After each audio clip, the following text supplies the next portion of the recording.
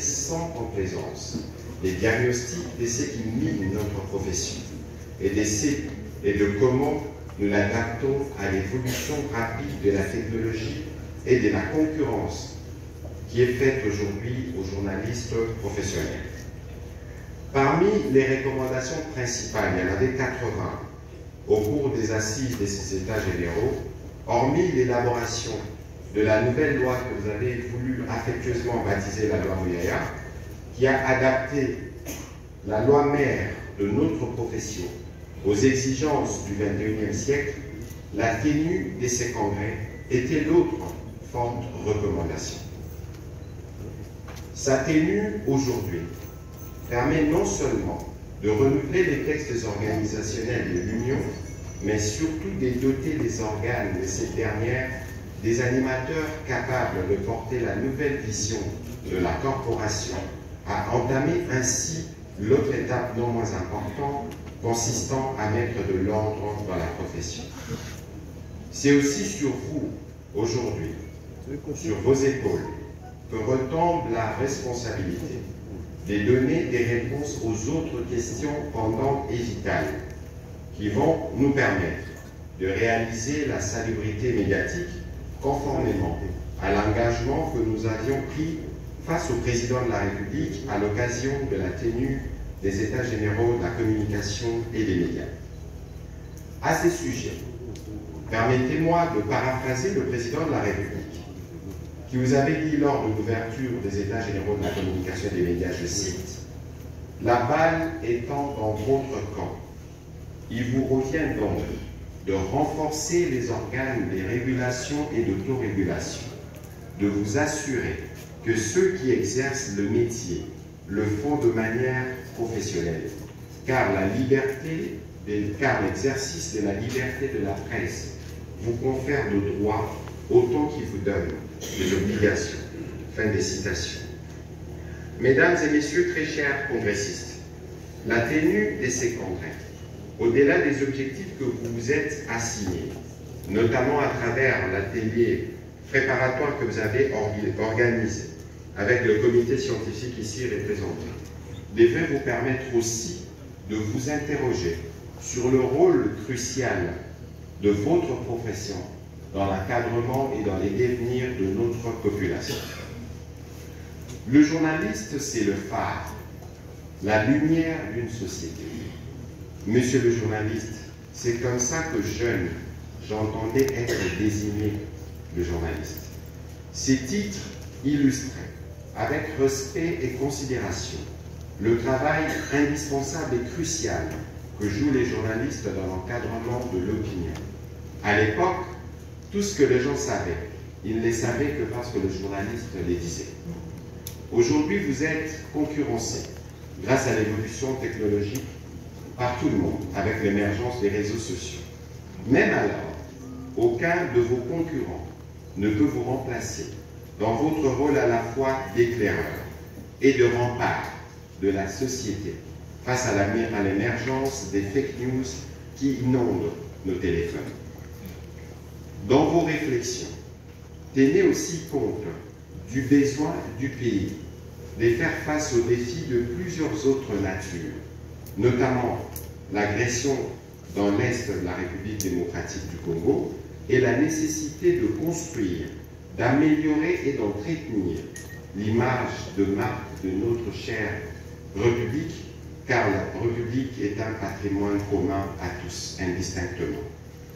Il est tout aussi important de tenir compte du besoin de nous rassurer de ce qu'offrent les contenus de nos médias, que nous devons impérativement concilier avec notre exigence d'éduquer nos enfants, de les informer et de les orienter vers ce qui contribuera à faire avancer notre pays.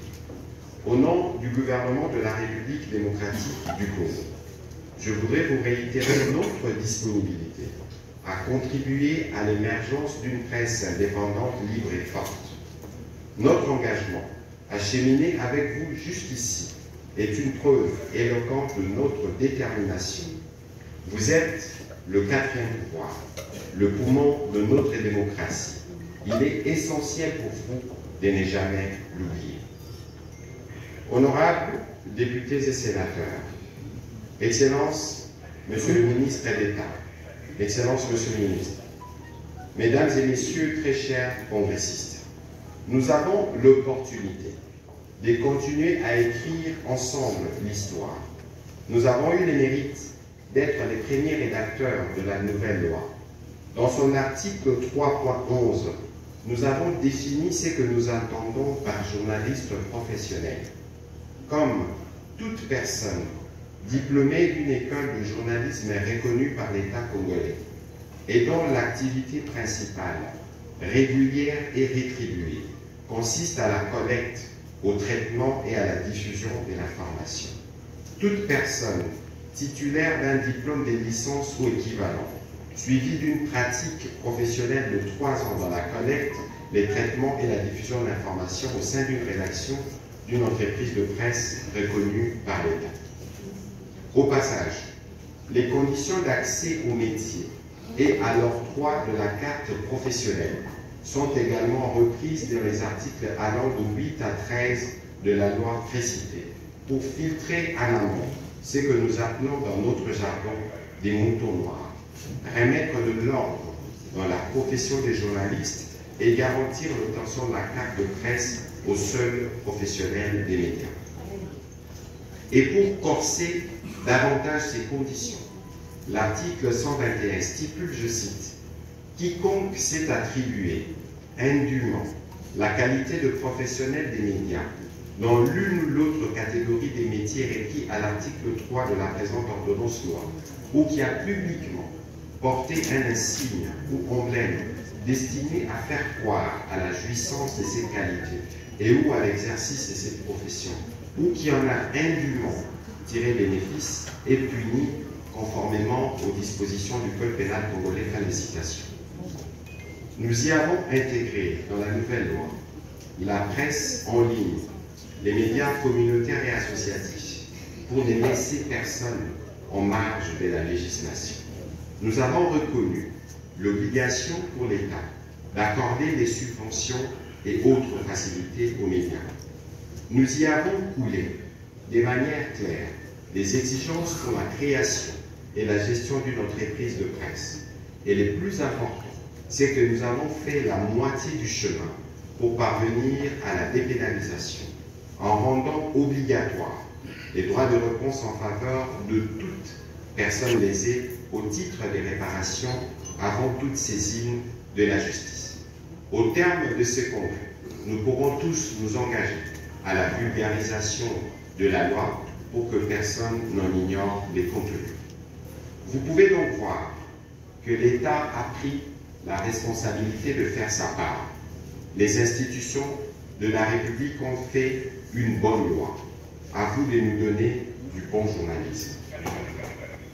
Mesdames et Messieurs très chers congressistes, lors d'un échange en marge du lancement des travaux préparatoires de ces congrès, je vous avais recommandé, tout en respectant votre liberté et votre indépendance, l'unité, l'inclusivité, la convivialité, la rigueur et surtout la solidarité dans tout ce qui sera fait, car la solidarité est une des valeurs cardinales qui caractérisent votre profession. Sans vouloir revenir ni m'immiscer de ce qui relève de vos compétences, je vous suggère de prendre en compte les faiblesses constatées présentement et par les passés dans l'organisation et les fonctionnements de l'Union, afin d'en tirer les leçons, de les corriger définitivement aujourd'hui.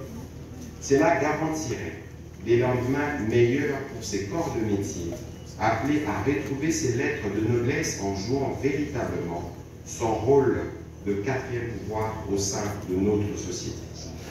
Au sujet précisément des élections attendues à la fin de vos travaux, j'aimerais d'abord vous dire que c'est l'Union qui doit gagner. Et il y a lieu d'aborder cet exercice dans la sérénité